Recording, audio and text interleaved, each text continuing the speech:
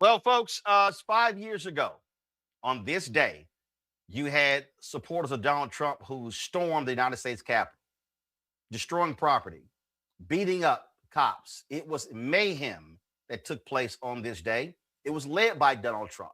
They wanted to actually string up his own vice president.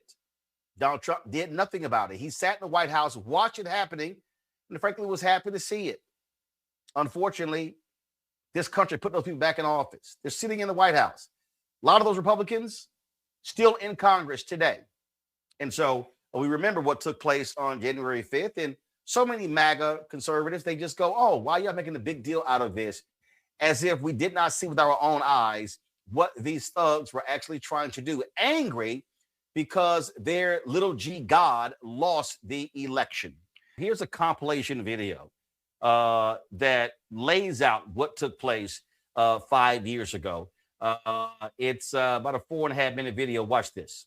We will never give up. We will never concede. It doesn't happen. You don't concede when there's theft involved. And after this, we're going to walk down, and I'll be there with you. We're going to walk down to the Capitol, because you'll never take back our country with weakness. You have to show strength, and you have to be strong. 350, it does look like we're going to have an ad hoc march stepping off here. There's a crowd surge heading east. Mike Pence, I hope you're going to stand up for the good of our Constitution and for the good of our country. And if you're not, I'm going to be very disappointed in you. I will tell you right now.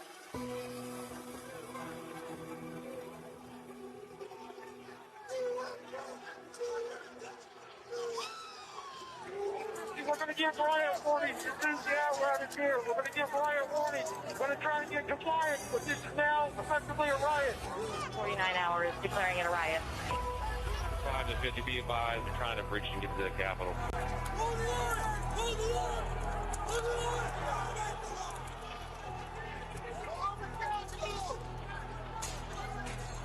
We have a breach of the Capitol. Breach of the Capitol to the upper level. Mike Pence didn't have the courage to do what should have been done to protect our country and our Constitution. Bring out Pence. Bring out Pence. Bring out Pence.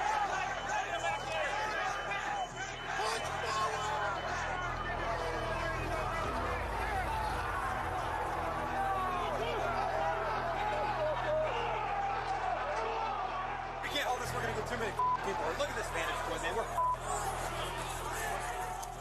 We're trying to hold the alphabet. We're trying to hold the alphabet down. We need an area for the House members. They're all walking over now through the tunnels.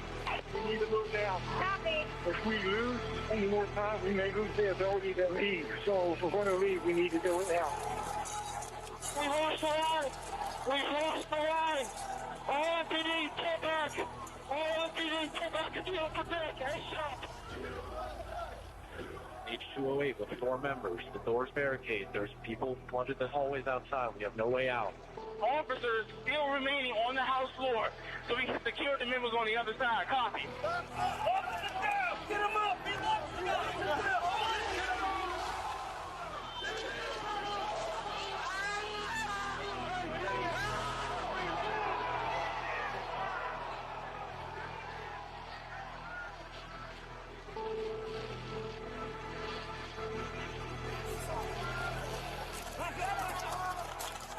And if I win, I will be looking very, very strongly about pardons.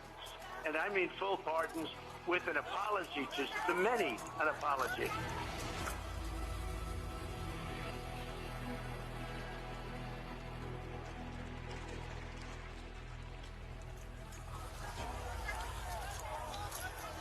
They were peaceful people. These were great people. The crowd was unbelievable. And I mentioned the word love, the love in the air. I've never seen anything like it.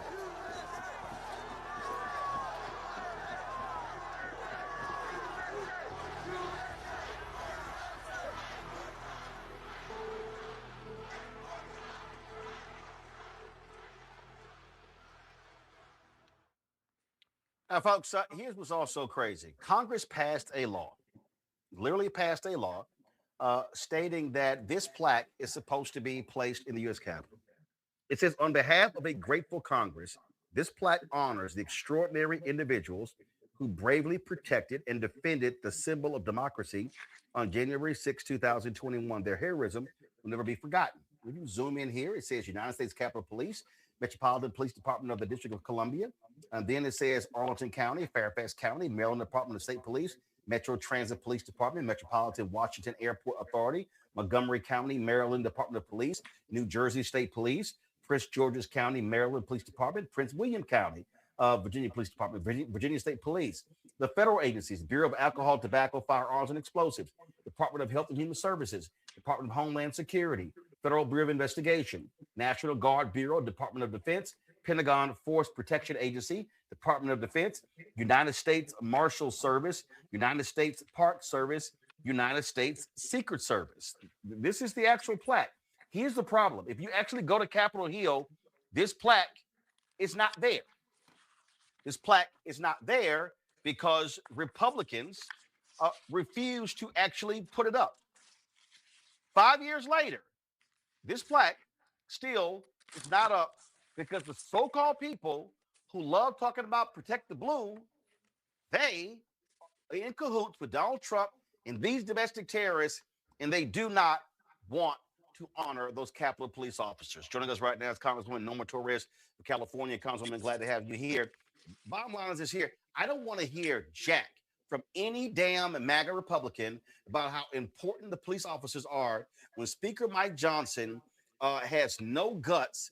Senator John Thune has no guts. They won't even put this plaque up in the U.S. Capitol, and a law was passed saying it should be up. It is truly unbelievable, Roland. It's so great to be with you today that we are talking about this. A simple plaque, a simple acknowledgement, not necessarily of the incidents, but of the actions of the police officers, their bravery, their willingness to stand in front of a violent mob that was trying to hurt members of Congress, trying to hang the vice president of the United States of America. And that plaque continues to sit in a basement somewhere in storage.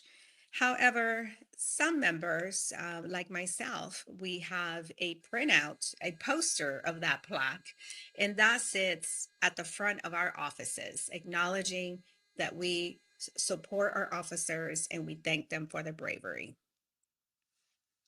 There was a hearing today. I'm going to show a little bit later. Republicans didn't even bother to show up for it. And for them, it's like this today, no big deal. What really happened? It was nothing, a walk in the park. And here's the problem. The problem is a lot of those co-conspirators on that day with the likes of Steve Bannon, the Proud Boys, and the Oath Keepers, they're actually your colleagues, Congresswoman. They really are. And they had a celebration. Approximately 50 of them were marching, once again, trying to come to the Capitol, but, they stayed outside. And they said that they were celebrating what they did 5 years ago. I think it's important for people to understand that these individuals, many of them are violent individuals. Of the 1,551 people that have been pardoned by Donald Trump, 33 of them we know of have been rearrested on charges such as child porn, rape, domestic violence. So these are not the best of the best. And this is the army that Donald Trump is now trying to give or reward them with $150 million. Remember this, America. They are on a standby until they are recalled by Donald Trump. To do what? We don't know. So, the thing that we still have to deal with is, look, Trump pardoned these people. They pardoned. And Congressman Jamie Raskin talked about how a number of these people have gone to commit other crimes. Yes. These are thugs. These are criminals.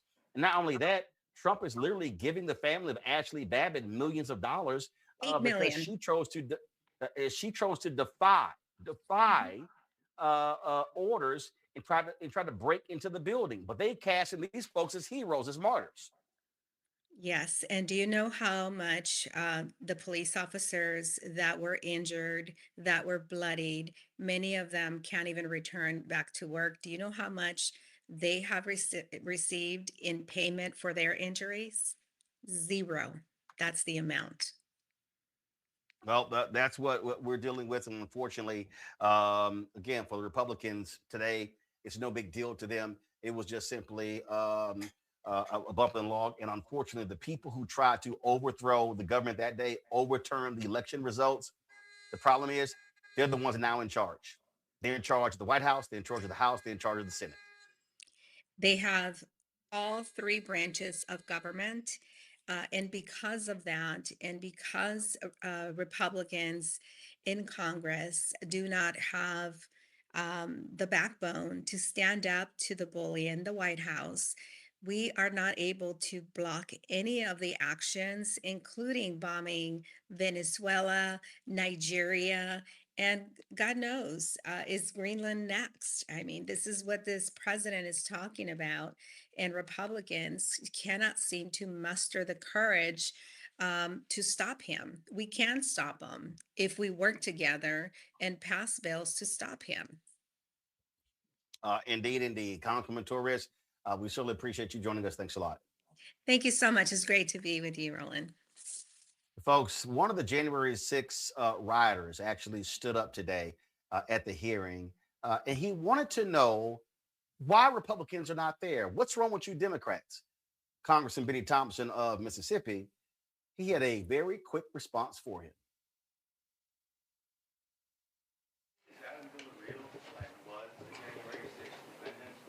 And if I could respectfully ask, why is this committee only composed of Democrats? I'm glad you asked. Because no Republicans participated.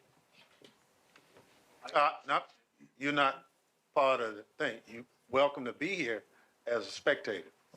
Thank you very much. Democratic House Leader Hakeem Jeffries spoke about what took place 5 years ago today in the nation's capital.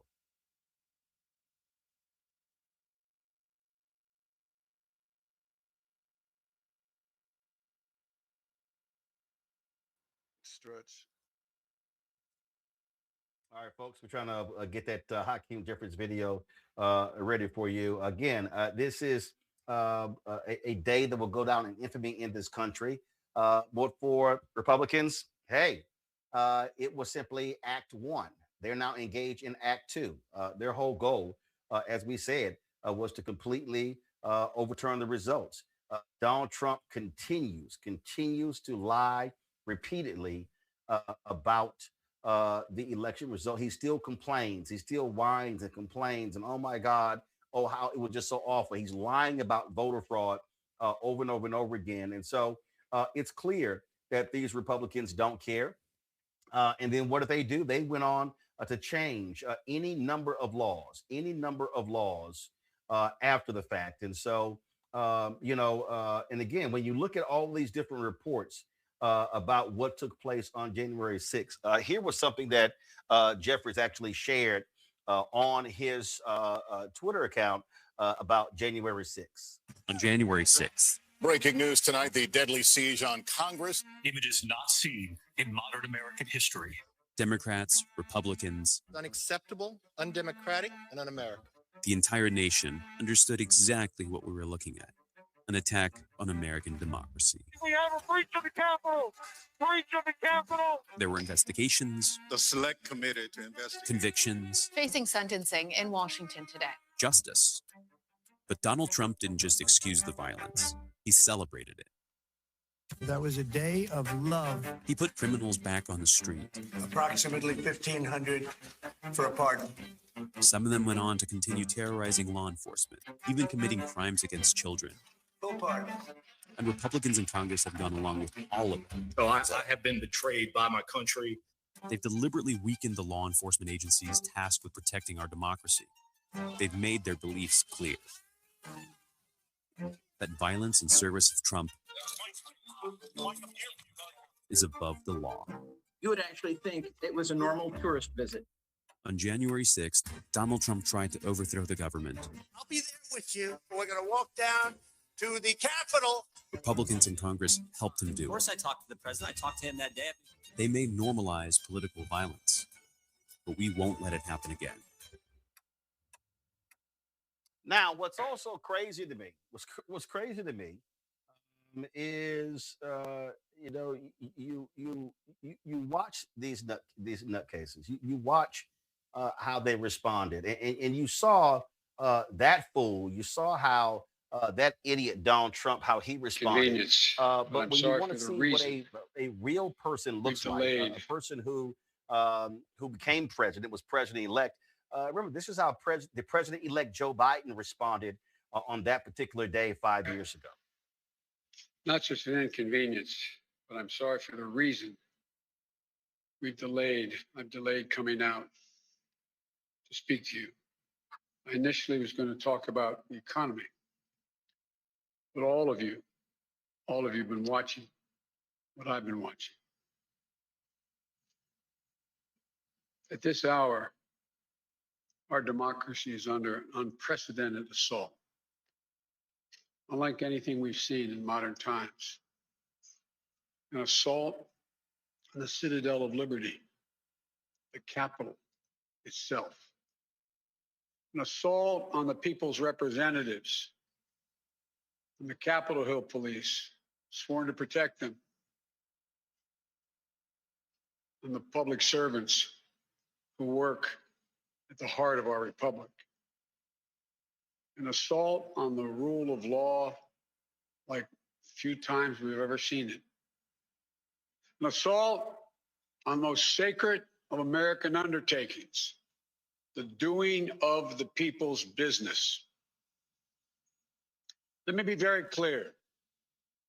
The scenes of chaos at the Capitol do not reflect a true America, do not represent who we are.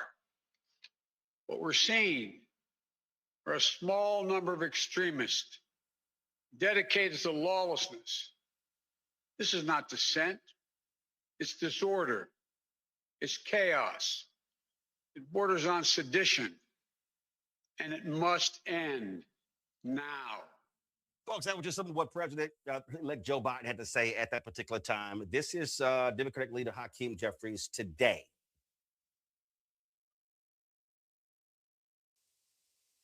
Good evening. Thank you, Leader Schumer, Speaker Emerita Pelosi, to the Sicknick and Smith family, and to all of my colleagues who are present. Today, we gather here on the steps of the United States Congress, the citadel of our democracy, to commemorate the solemn 5-year anniversary of the violent insurrection incited by Donald Trump to overturn the results of a free and fair election. On that fateful day, hundreds of brave, courageous, and dedicated Capitol Police and DC officers stood on these very steps and across the Capitol grounds to defend the Congress, the country, and the Constitution. They were outnumbered by a violent mob, but never overwhelmed by the seriousness of the moment. For more than 5 hours, they were forced to engage in hand-to-hand combat, confronting thousands of bloodthirsty rioters who were unleashed by Donald Trump. They were beaten with pipes, whipped, assaulted by bear spray, and pummeled by Confederate flagpoles. They were bloodied, but unbowed. We owe these heroes an eternal debt of gratitude, and will never forget their service and their sacrifice.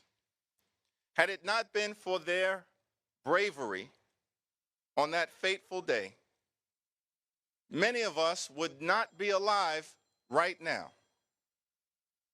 standing on these Capitol steps, continuing to serve our nation. And I have a simple message for the violent mob of insurrectionists. Donald Trump may have pardoned your crimes, but only God can pardon your sin. James Baldwin once made the observation that history is not merely something to be read, and it does not refer merely or even principally to the past. On the contrary, the great force of history comes from the fact that we carry it within us, are unconsciously controlled by it, and history is literally present in all that we do. It is to history that we owe our frames of reference, our identities, and our aspirations. We gather here today because we are still living the history of January 6th, and we will never allow it to be whitewashed. We thank the heroes of January 6th. We remember those whose lives were lost, aspire to be a better nation, and make clear to the election deniers that we will never allow a violent insurrection to take place on American soil again. Hello, I'm Isaac Hayes III, founder and CEO of Fanbase, and I'm here with a very important message.